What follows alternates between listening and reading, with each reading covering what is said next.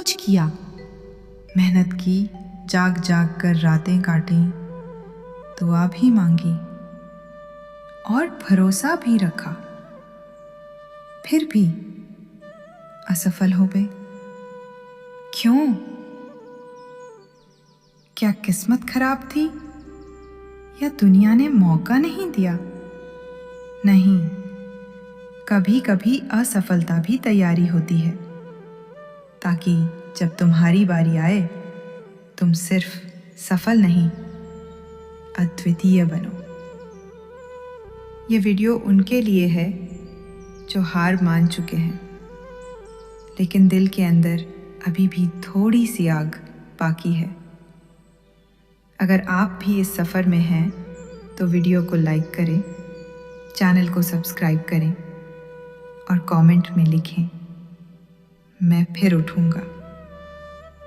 चलिए शुरू करते हैं असफलता से सफलता तक की सच्ची बातों का सफ़र। इस दुनिया में आने का आपका कोई उद्देश्य है या फिर ऐसे ही बिना किसी वजह के इस धरती पर भेज दिए गए हैं? ये बात तो सत्य है कि इस दुनिया में कोई भी घटना बिना किसी वजह के नहीं होती। जो भी होता है उसका कोई ना कोई उद्देश्य जरूर होता है। जब प्रत्येक घटना का कोई ना कोई उद्देश्य जरूर होता है, तो आपके इस दुनिया में आने के पीछे भी कोई ना कोई उद्देश्य जरूर होगा। क्या आपने अपने इस उद्देश्य के बारे में कभी सोचा है? क्या आप जानना चाहते हैं कि आप इस दुनिया में क्या करने आए हैं?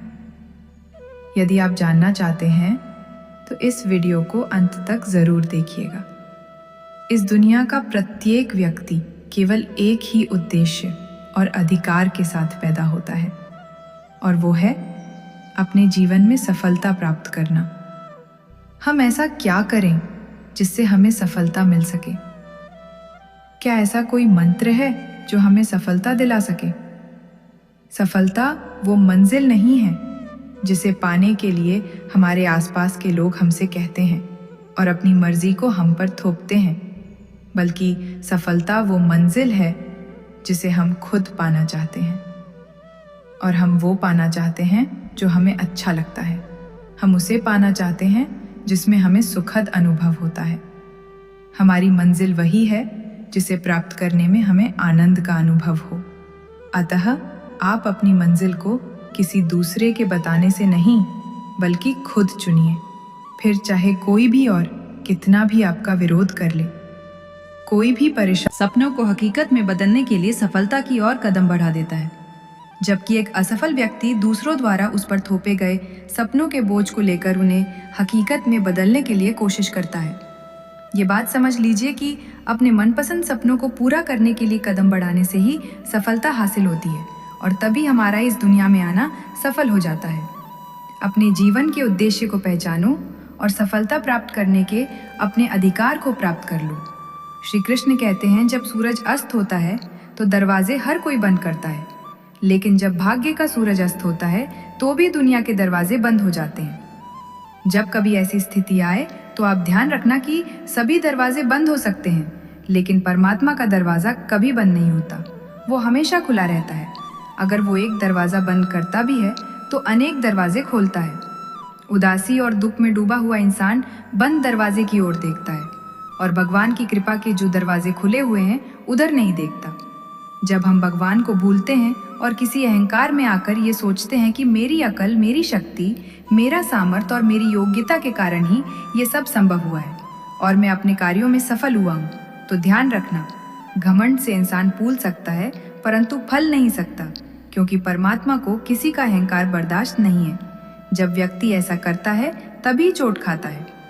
एक बार महाभारत में युधिष्ठिर के सवाल के उत्तर में भीष्म पितामह ने कहा, मनुष्य से बढ़कर कोई नहीं।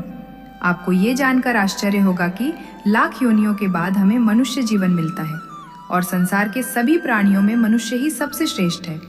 लेकिन इस धरती पर हम दुनियादारी के चक्कर में ऐसे फंस जाते हैं कि हमारी बुद्धि सीमित दायरे में ही सिमट कर रह जाती है। हम सांसारिक सुखों को ही सब कुछ मानकर उसमें लिप्त रहने में ही अपना सौभाग्य और अपने जीवन की सफल समझते हैं। क्या आपने कभी सूर्य की बिखरे हुई किरणों को लेंस के माध्यम से एकत्रित करके किसी कागज पर डाला है?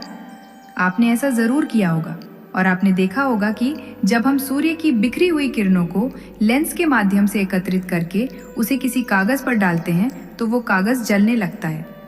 जरा सोचिए, सूर्य की किरणें तो हर तरफ है, लेकिन फिर भी लेंस ने ऐसा क्या जादू कर दिया कि सूर्य की किरणों ने कागज को जला दिया। दरअसल ऐसा इसलिए हुआ क्योंकि लेंस को पता था उसका लक्ष्य क्या है। उसका अपने लक्ष्य पर रामू हंसने लगा और रागीर से रामू बोला, जो है वो भी अब नहीं रहने वाला। इस बात पर रागीर रामू की तरफ देखता ही रहा और वहां से चला गया। कुछ साल बाद रागीर रामू के घर आया और देखा सारा धन और सारी संपत्ति सब कुछ चला गया है। रामू एक गांव के बड़े जमींदार के यहाँ नौकरी कर रहा है। वो रागीर रामू से मिलने के लिए वहां चला गया। रामू ने उस अभाव में भी उस राहगीर का स्वागत किया और झोपड़े में ही फटी चटाई पर बिठाया उसके पास खाने के लिए। जो रोखी सूखी रोटी थी वो खाने के लिए रागीर को दे दिया।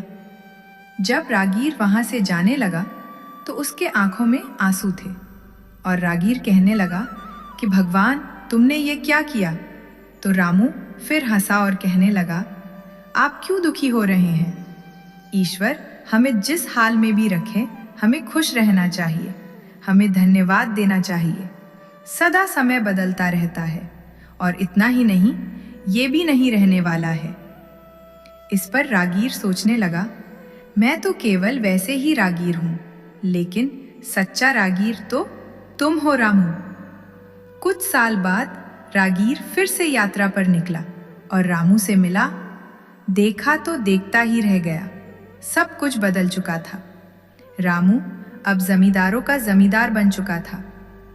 उसे मालूम हुआ रामू जिस जमींदार के यहाँ नौकरी कर रहा था उसकी कोई संतान नहीं थी। उसने अपनी सारी संपत्ति और जायदाद रामू को दे दी।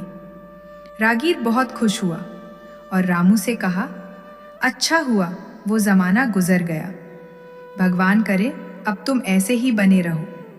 ये सुनकर रामू फिर हंसने लगा और कहने लगा, आपको अभी भी नादानी बनी हुई है। रागीर ने फिर रामू से पूछा, क्या ये भी नहीं रहने वाला? रामू ने उत्तर दिया, हाँ, या तो ये चला जाएगा या फिर इसको अपना मानने वाला ही चला जाएगा। यहाँ पर कुछ भी नहीं रहने वाला है। अगर कोई चीज़ शाश्वत है तो वो है हमारी आत्मा, वो है हमारे मन की शांति, वो है हमारे मन का सुकून, और बाकी जो कुछ भी है वो हमेशा रह नहीं सकता। रागीर ने रामू की बात को ध्यान से सुना और वापस चला गया। जो होता है उसे स्वीकार करो। कुछ सालों के बाद रागीर उस गांव से गुजरा तो रामू का महल तो है, लेकिन उसमें रामू नहीं है। रामू अब इस दुनिया में नहीं रहा।